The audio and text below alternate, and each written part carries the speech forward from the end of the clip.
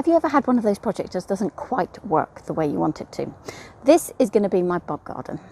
Now, I'm making a retired sandpit, which was retired into a pond, and now I'm turning it into a bog garden.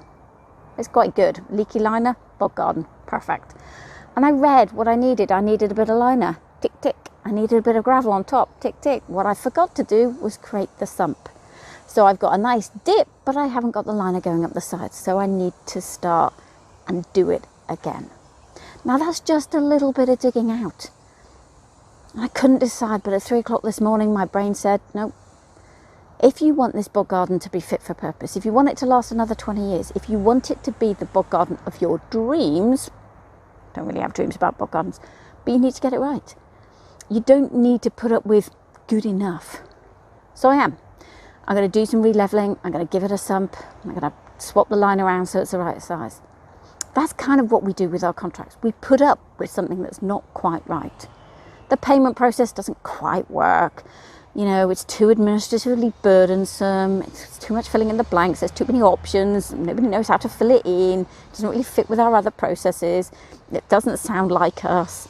But we put up with it. We treat it as good enough. Well, your contract could last you 20 years. You could not have to put up with something which is a bit shady, full of leaves. Frankly, it was a bit smelly when I was digging it out.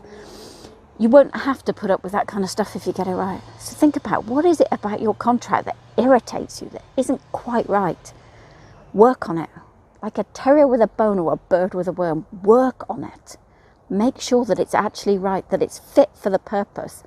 And then instead of having a bit of a corner of the garden which is more or less a dumping ground or a smelly pit, have something which is going to be gorgeous and make you happy and work for you. Your contracts can help you do business without annoying clients. Find out more at 500words.co.uk. And in the meantime, I'm off to get some wellies.